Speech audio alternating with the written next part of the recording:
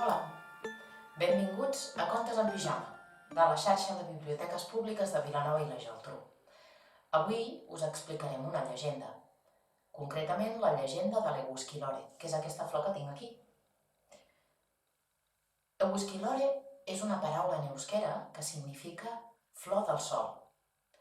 L'euskera és una llengua molt antiga, que a més sona molt diferent al que estem acostumats. Per exemple, hola en euskera es diu kaixo. Kaixo! Adeu en euskera es diu agur. Agur! Sol en euskera es diu eguski. I flor en euskera es diu lore. La lluna en euskera es diu ilargi. I mare terra en euskera es diu amalur. Us ho dic perquè aquestes paraules les faré servir mentre expliqui la llegenda. Esteu preparats? Ulls ben oberts, orelles ben obertes i la boca ben tancada? Molt bé, doncs comencem. Temps era temps, quan es va crear la Terra i hi van començar a viure-hi les primeres persones, sempre era de nit.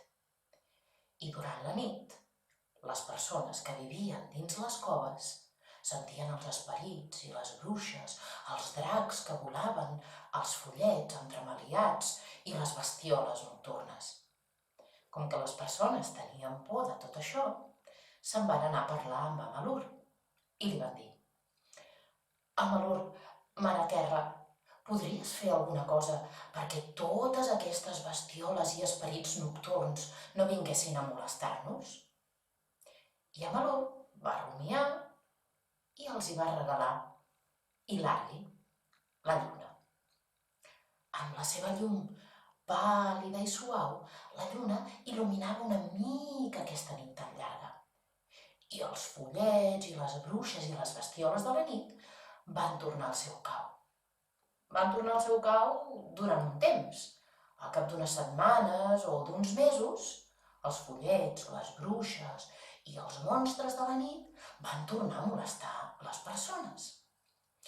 Així que les persones que tornaven a tenir por se'n van anar una altra vegada a veure Amalur.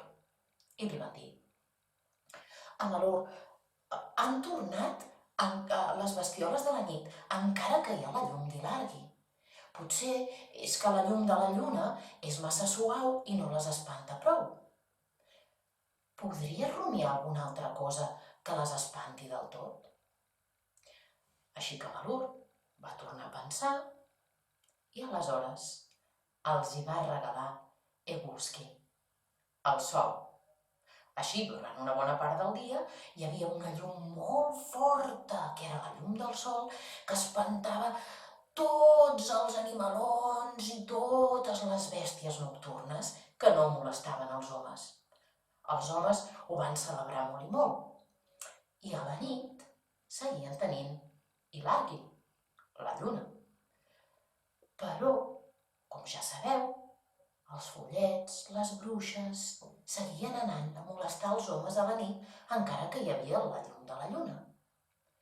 Així que per tercera vegada els homes van anar a veure Amalur i li van dir: Amalur, mare terra, no hi ha cap altra manera per espantar a totes aquestes bèsties nocturnes? I Amalur va tornar a rumiar i els hi va regalar l'Egusquilore, la flor del sol, i els hi va dir: poseu un Egusquilore a la porta de cada casa i això espantarà els follets i a tots els animalons que venen a molestar a la nit. Per això, si heu anat alguna vegada a Euskal Herria, us haureu adonat que hi ha moltes cases que tenen una flor com aquesta a la porta.